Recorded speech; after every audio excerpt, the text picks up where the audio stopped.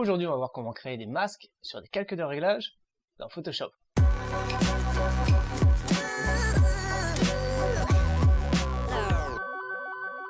Bonjour à tous, c'est Alexandre Duvriez. Vous pouvez me retrouver sur le blog laretouchephoto.com. On voit comment retoucher nos photos avec des techniques simples. Donc comme on a vu précédemment, les calques de réglage permettent donc de sublimer nos photos tout en sécurisant nos projets. On peut revenir sur chacun de nos réglages tout au long du processus de retouche photo. Créer un masque sur un calque de réglage va justement nous permettre de modifier une partie bien précise de notre calque tout en évitant d'impacter l'ensemble de la photo avec les calques de réglage en question. On voit ça tout de suite dans Photoshop. Et on commence tout de suite par importer une photo dans Photoshop, on la glisse et on la dépose. Comme ceci, on a donc notre document PSD qui vient de se créer avec notre photo de base en arrière-plan.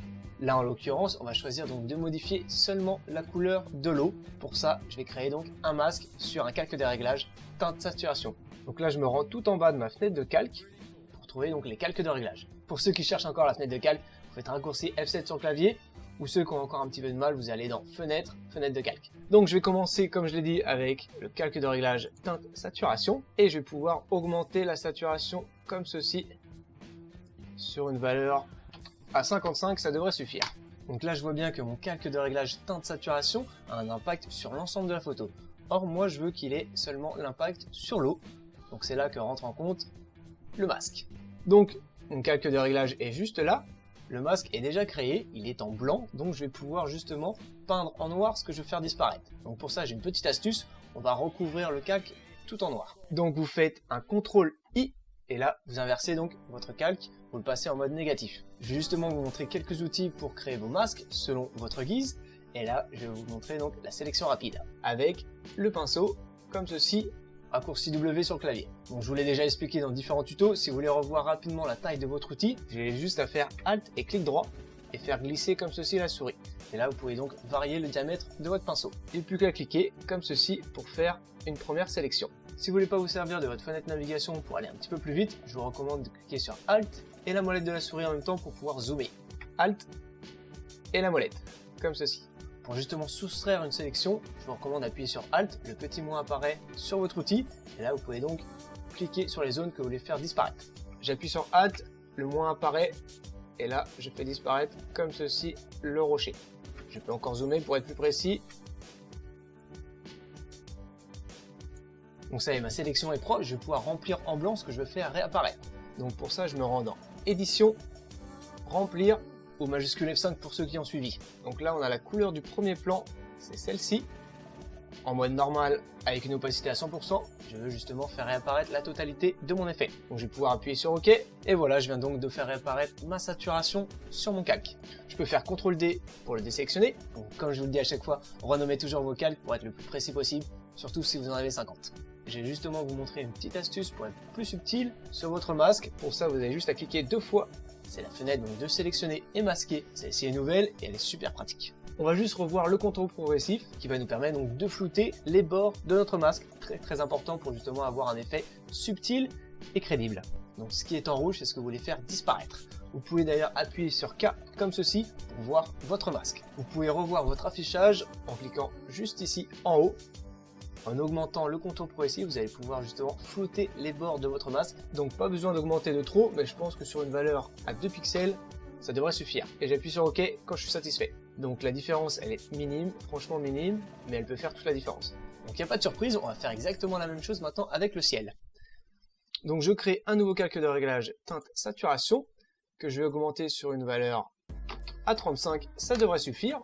Je fais la petite croix donc pour fermer, et je vais faire la même chose, donc faire disparaître le calque de réglage. Donc j'appuie sur CTRL-I, donc la totalité des effets ont disparu. Je vais vous montrer avec le pinceau qu'on peut faire donc réapparaître les effets avec différentes couches d'opacité. Donc je me rends dans flux, et je vais le mettre sur une valeur à 5%. Et là je vais pouvoir donc passer sur les zones bleues à faire réapparaître.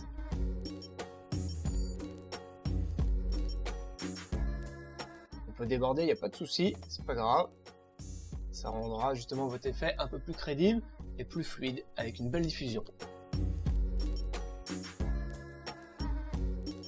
Donc je peux d'ailleurs désélectionner l'œil pour voir l'impact de celui-ci. Avec le pinceau et une forme douce, je peux justement avoir une belle diffuse qui m'évite donc d'apporter un flou sur mon masque. Je vais pouvoir passer maintenant à un autre calque des réglages pour justement revoir le vert et apporter donc plus de subtilité et surtout plus de saturation car notre image a besoin d'être réveillée. Je n'oublie pas donc de renommer mon calque à chaque fois pour être organisé et je me rends donc dans ma fenêtre de calque pour un nouveau calque teinte saturation. Je vais pouvoir revoir la saturation en l'augmentant comme ceci sur une valeur à 40, ça devrait convenir. Donc je tiens à vous montrer les différents outils qu'on peut utiliser pour une création de masque. Cette fois-ci, on prend donc la baguette magique avec le raccourci W sur le clavier et je vais pouvoir me rapprocher, faire un clic droit comme ceci et cliquer sur plage des couleurs. Donc là, une sélection vient d'opérer. Il m'a sélectionné donc tout le vert sur ma photo. Sur une valeur à 75, ça devrait convenir. Je peux peut-être augmenter. Non, on va réduire comme ceci. Sur une valeur à 70, ça devrait convenir. J'appuie sur OK. Je peux désélectionner l'œil et me rendre compte qu'il a impacté seulement le vert de ma photo. On va juste cliquer une nouvelle fois pour revoir la saturation et l'augmenter sur une valeur à 45. Allez, même 50, soyons fous. Je valide en appuyant sur Entrée et je ferme et je revois mon effet en désélectionnant l'œil. Je suis plutôt satisfait. Je vais peut-être revoir un petit peu donc la saturation quand même de mon ciel. Donc comme je vous l'ai dit, l'importance des calques de réglage, c'est qu'on peut y revenir à n'importe quel moment. Donc je clique deux fois, je fais réapparaître mes derniers réglages et je vais l'augmenter sur une valeur à 45. Je n'oublie pas donc de remener mon calque vert. Et là, cette fois-ci, je vous recommande quand même de revoir votre masque. Donc on clique deux fois et on va pouvoir zoomer pour voir l'impact. J'ai différentes opacités de blanc. Vous voyez, j'ai des petits points gris, ce qui veut dire donc que j'ai pas la même intensité de réglage. Je vais juste revoir mon contour progressif à 0,5. J'appuie sur OK et attribue donc mon flou à mon masque. Je dézoome. Et imaginons maintenant que je veux revoir les noirs de ma photo. Pour ça, on va rester pareil sur la même technique avec le même outil. Donc, je reprends ma petite baguette magique et je vais créer cette fois-ci un calque de réglage balance des couleurs. Je vais augmenter mes bleus comme ceci sur une valeur à 35 et peut-être plus de magenta sur une valeur à 10, à moins 10 pour rester soft. J'appuie sur Entrée et je vais zoomer pour récupérer un noir. Je clique droit et fais pareil, plage des couleurs. Là, il me recrée encore une sélection, je le vois bien dans le petit aperçu, et je vais pouvoir revoir légèrement sur une valeur à 80. Donc quand vous avez un doute, il n'y a pas de souci, je vais vous montrer une petite technique qui est vraiment toute simple. Vous faites réafficher votre effet et vous jouez donc avec les réglages pour voir comment il fonctionne. Donc là, je me balance.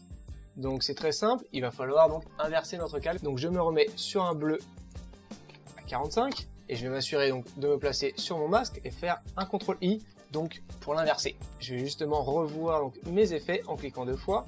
Donc sur une valeur à 20, je peux d'ailleurs désélectionner mon effet pour voir comment celui-ci agit sur ma photo. Donc je suis plutôt satisfait. En revanche, je trouve qu'il y a un peu trop de magenta, donc je vais réduire sur une valeur à -5 et peut-être apporter donc plus de rouge très légèrement sur une valeur à 10. Je désélectionne pour voir comment celui-ci fonctionne. Très bien, et donc là je me rends compte que mon vert commence à disparaître, donc là je vais vous montrer une petite astuce pour justement revoir votre vert, et comme on n'a pas envie justement de recréer un masque, parce qu'on est un petit peu feignant et qu'on a besoin d'être rapide, donc je m'assure d'être sur le bon calque de réglage, et donc j'appuie sur CTRL sur mon masque, comme ceci. Là je récupère ma sélection, je vais pouvoir me rendre dans balance des couleurs, et augmenter mes verts. Sur une valeur à 45, je pense qu'on est bien, et peut-être augmenter légèrement les jaunes. À 15 ça devrait convenir. Donc je décoche l'œil pour voir comment celui-ci fonctionne. Comme ceci, donc c'est très léger. Je peux peut-être revoir encore une nouvelle fois mes verts qui me semblent un petit peu trop forts. Je pense qu'on va revenir sur une valeur à 35. Et cette fois-ci, en revanche, je trouve qu'on a besoin de plus de cyan, donc je vais me mettre sur une valeur à -5. Donc voilà, on a revu les couleurs. Maintenant, je pense qu'on peut peut-être revoir par exemple l'exposition de notre photo. Pour ça, je vais vous montrer encore une nouvelle technique. Donc vous prenez votre petite baguette magique et on va créer donc un calque de réglage. Exposition, on va donc revoir l'exposition très légèrement, donc là c'est bien trop, on va redescendre sur une valeur à 0,20, on ferme, et je vais donc cliquer droit sur ma photo, plage des couleurs, je vais juste être sûr en sélectionnant le blanc, comme ceci, je peux revoir la tolérance, j'appuie sur OK, j'ai mon exposition qui s'est concentrée donc sur les blancs de ma photo, donc on peut désélectionner l'œil pour voir un peu l'impact de l'effet, on voit bien que le blanc des nuages a été revu, ainsi que le blanc de l'eau. Et je vais d'ailleurs revoir mon masque en cliquant deux fois sur mon calque exposition. Et je vais juste rajouter un léger contour progressif sur une valeur à 2 pixels. Donc là je vois que c'est bien trop, j'ai perdu complètement les détails de l'eau. Je vais redescendre encore sur une valeur à 0,5, j'appuie sur OK et attribue donc mon flou sur mon contour progressif, donc sur mon calque.